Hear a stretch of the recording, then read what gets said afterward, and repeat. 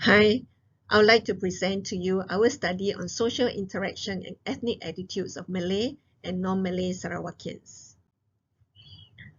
Background: Malaysia has a population of 34.3 million, of which the Malay and the indigenous are the majority race. The Sarawak population has 30% Iban, 23.7% Malay, 23.4% Chinese, and the others are indigenous groups and Indians. What do we know about social interactions among ethnic groups now? There are a lot more inter-ethnic interactions now because people work and live together and also mix in social circles. The research shows that there is still a preference for in-group interactions, whether it is for neighbors or whether it is for friends. As for ethnic attitudes, Ting and Zainal Abidin study showed that university students have positive other group orientation. However, Ching et al.'s 2015 study shows that the Malay students uphold Malay dominance and wants to strengthen the Malay unity. The question we pose after knowing all these findings is this: do Malaysians with more social interactions with other ethnic groups have better attitudes towards other ethnic groups? Little is known because past studies did not investigate these two variables together. That's why we want to investigate how social interaction and attitudes towards ethnic relations are like for Malay and non-Malay living in Sarawak, Malaysia. The study involved 70 Sarawakians, 66% Malay, 34% non-Malays.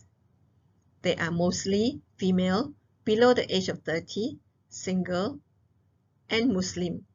As for education, a substantial number, 59% have degree or higher. Monthly income, 44% are not working. 16% earn less than 2,000 per month, and 37% earn 2,000 to 4,000 per month, making most of them being in the B40 category. Our questionnaire was on social interaction and attitudes towards ethnic relations. Data collection was conducted by the second researcher sending the Google Forms link to her contacts. Data analysis was carried out. We calculated the means and standard deviations and also conducted correlation for the two variables. Here are the results of the study for social interaction and ethnic attitudes. Firstly, social interactions. The t-test showed that the Malay and non-Malay respondents are not significantly different in their social interaction, so they will be considered as one group in the description of the results. Firstly, we look at social interaction within their own ethnic group. The mean score shows that the frequency is very high, 1, to frequent, 2. The Sarawakian respondents frequently discuss culture and traditions with people from the same ethnic group.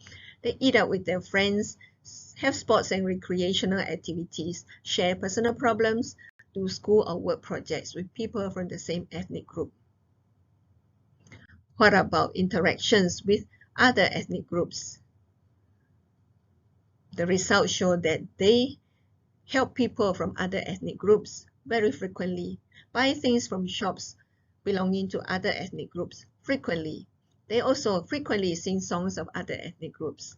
But there is a difference when it comes to facing ethnic issues and religious issues head-on. Ethnic issue discussions with other ethnic groups sometimes. Inter-religious dialogues almost never.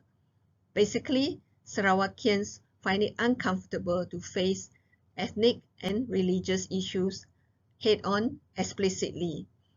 It seems that to preserve racial harmony, life in the multi-ethnic society means that we focus on a common and downplay the differences. Next, we look at the second part of the results on ethnic attitudes. Again, the t-test shows that the Malay and non-Malay Sarawakian respondents are not significantly different in their attitudes towards ethnic relations. We divide this into two. First, attitudes towards the uniqueness of ethnic groups. You can see here the mean score is very close to 1. They strongly agreed that we must appreciate the unique characteristics of different ethnic groups in order to have a cooperative society. And this includes recognizing the right to maintain unique traditions. And it translates to exposing children to the unique language and the cultural traditions of other ethnic groups. They believe that in social interactions, they must be aware of the histories and the cultural experiences and traditions. And this is to be sensitive to differences. So what I can see is that Sarawakian respondents respect cultural differences, and this is aligned to the 4th ambition of Malaysia in the Rukun Negara, the national principles, which says ensuring a liberal approach towards the rich and varied cultural traditions. Definitely the respondents have respect for cultural differences. Let's look at the second part of ethnic attitudes, which is attitudes towards the Malaysian dream to have racial harmony. This racial harmony is expressed in the ambitions of Rukun Negara as well. Number 1, achieving and fostering better unity amongst the society. That is unity across ethnic groups. Number 3, creating a just society where the prosperity of the country can be enjoyed together in a fair and equitable manner. Of course, there is recognition that the races cannot be equal, but they can have equity. So let's look at the results. Achieving the Malaysian dream, racial harmony. The respondents believe that we should embrace the Malaysian dream and children should be exposed to Malaysian values from an early age. And also we should have a unified language, which is the national language. However, there is another message coming through, which is the minority ethnic groups should take the onus to work within the structure provided by the government. And this also includes adapting to the ways of the majority groups in order to have a smooth functioning society. And then the results for correlating social interactions and ethnic attitudes, we found that the results are significant only for frequency of social interaction within own ethnic group and ethnic attitudes. There is moderate correlation, and the correlation is positive for Malay respondents and non-Malay respondents. What does this mean? It means that Sarawakian respondents who have more contact with in-group members are more likely to have positive attitudes towards ethnic relations. The results are not significant for interactions with other ethnic groups. So this is an area for future studies to understand why this is so. We understand that our findings are based on a small number, but nevertheless, the findings on the frequent social interactions with people of the same and other ethnic groups are what we expect based on previous studies. There is still a preference for in-group social interaction, like what they found out for neighbors and friends. But we also found another fact which may explain Ting and Zainal Abidin's results on how Malaysian university students accept intergroup relations as part of life in Malaysia. And this is by focusing on what unites Malaysians rather than what divides them, which is the ethnic differences. And we can see this in the avoidance of explicit discussions on racial and religious issues. They prefer to keep these dialogues to their own ethnic group.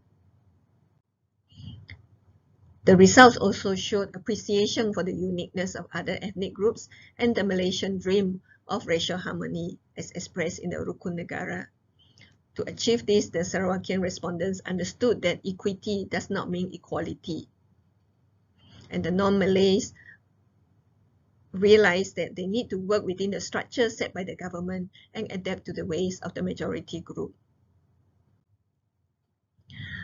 So as I said earlier, the findings are based on a limited group and we have interesting findings which needs to be verified using other studies and also to find out whether other demographic variables like age, gender, and socio-economic status influence social interactions and ethnic attitudes.